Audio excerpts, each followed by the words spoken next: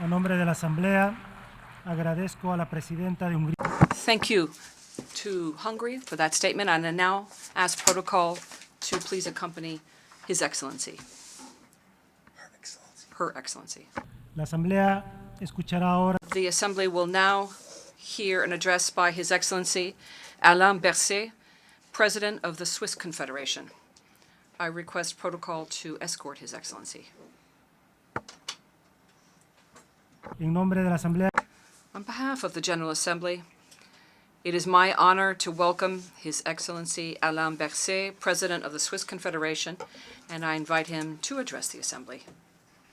Président de l'Assemblée générale, Monsieur Mr. President of the General Assembly, Mr. Secretary General of the United Nations, ladies and gentlemen, Excellencies, we are in a period marked by a succession of crises, by an increasing number of major conflicts in a world full of tension. The challenges that we're confronted with are significant, very significant, and I do think, however, that our mindset and our attitude in terms of tackling them are unwavering. Are we ready to do everything that we possibly can to try to improve the situation? Well, we need to do so in order to combat together various crises, the climate crisis, wars, social conflicts, growing inequalities, and also the weakening of democratic institutions and the ongoing erosion of multilateral structures and multilateralism. Your Excellencies, almost everywhere, protectionism and self-centeredness and looking inwards are making progress, but we know that these things and threats and violence have never provided the slightest solution to problems and inequalities in the world. It's true that we can all see this clearly. We are going through a crisis, most probably the most significant one since the end of the Second World War. The Russian Federation, by launching a war of aggression against Ukraine, has attacked not only a peaceful country, but also has attacked international law and also multilateral structures. What is specific is that this aggression was action taken by a permanent member of the Security Council of the UN, which, according to the UN Charter, nevertheless shoulders the primary responsibility for the maintenance of international peace and security. Today, we should reiterate this. The key principles are in the UN Charter, and we, of course, need to seek to uphold the mandate that was conferred upon us in this context.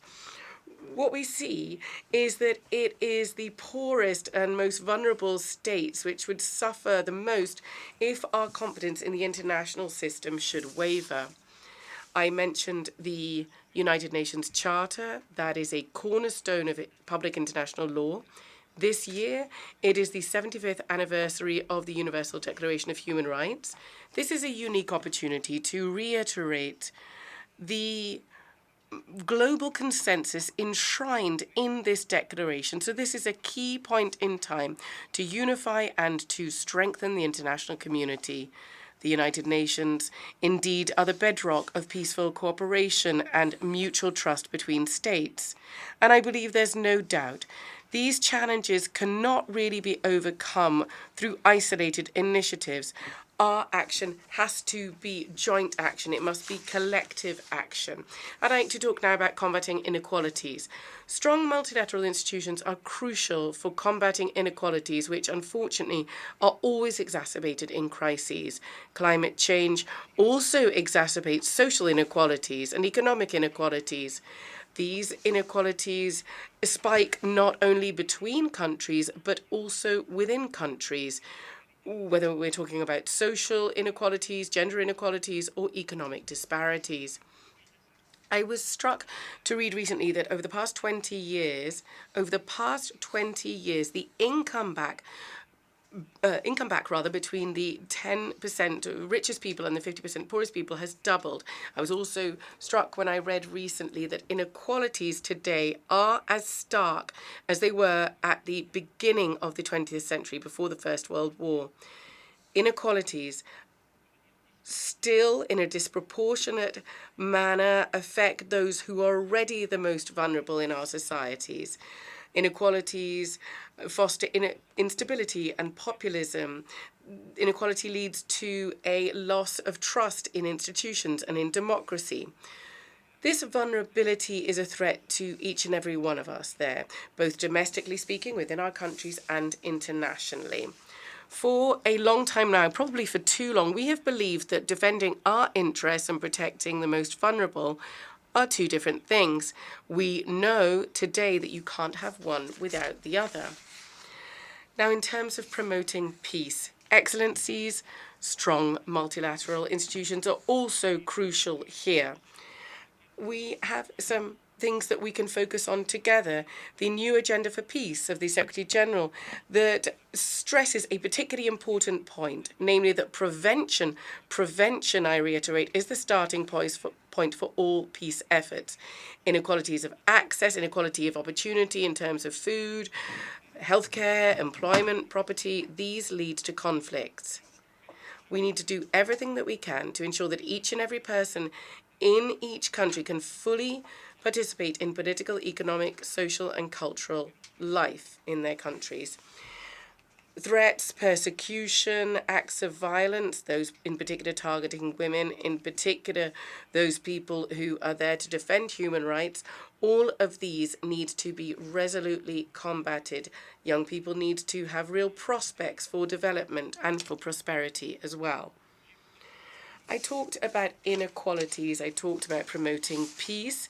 There's also a key role to be played by multilateral institutions to protect civilians. All armed conflicts are different. However, the common denominator in all of them is an exacerbation of inequality, suffering, and civilian suffering in particular. Thus, strong multilateral institutions are key, including the respect for international humanitarian law. That's a top priority for Switzerland. That respect is at the heart of Switzerland's work within the Security Council. And in this discussion, in this debate, I'd like to remind you that the protection of civilians in armed conflicts is not an option. It is an obligation for all parties to a conflict. Over the past year, I had the opportunity on several occasions to go to countries affected by conflict. In particular, I went to Mozambique and the Democratic Republic of Congo and also Colombia. These contacts with the people affected by conflict highlights the extent to which work on the root causes of conflict is crucial in terms of guaranteeing lasting peace. I was also able to see on the ground the extent to which the full participation of women is crucial to bring a return to peace. This is why my country, Switzerland, is continuing its strong commitment to implement the Women, Peace and Security agenda of the United Nations. This is also why we are continuing to mobilize to ensure the full implementation of all pertinent resolutions here. During armed conflict, the shortage of essential goods and services for civilians cost many more lives than the direct impact of hostilities does. It also exacerbates inequalities and undermines peace returning. In this context, I'd like to stress to you the importance of UN peacekeeping missions. They carry out essential work for the worst affected populations. And in this context, I think that all humanitarian stakeholders should be protected and supported. There are also other stakeholders as well as UN missions. And so in this context, the commitment of the ICRC needs to be strongly defended. The increasing number of crises means that the organization has had to deal with an unprecedented spike in and a worrisome spike in needs. We're the depository of the Geneva Conventions, and we are the headquarters of the ICRC, and so Switzerland is resolutely committed to this humanitarian work. The work of the ICRC is crucial for the protection of civilians. Ladies and gentlemen, excellencies, I have cited a few examples, and we see that there are numerous huge challenges. We need to see where are our common interests, not certainly in global disorder that some people are trying to promote to their gain, but rather in a renewed global order that guarantees stability, trust, and shared objectives. This is precisely why we need to take a stance. This is precisely why we need to undertake to ensure that this international cooperation thrives. The United Nations doesn't come from nowhere. It embodies the hope, institutionalized hope of a better world. It was an idealistic project. It was born during a different time of war, of brutality and despair. And it is based on the belief that cooperating at the international level is crucial. It is based on the belief that the world can only be better if each and every person shoulders their responsibilities. And it is based on the belief that ultimately what unites nations and what unites people is much, much stronger than that which separates them. This should make us optimistic in a period where there's a lot of pessimism. But this should encourage us not only to strengthen, but also step up our work together at the global level. With this General Assembly, we have a unique opportunity, a rare opportunity to come together to display trust and together to prepare for the Summit of the Future in 2024, to strengthen cooperation on key matters, to address any shortcomings in global governance, and to reaffirm existing commitments. This is in particular the case for the 2030 agenda. It is very interesting to be able to participate in the discussions yesterday. And the SDG summit that did indeed take place yesterday should give us an opportunity to breathe new life into this agenda, because it is nothing less than our shared roadmap for a better future for us all.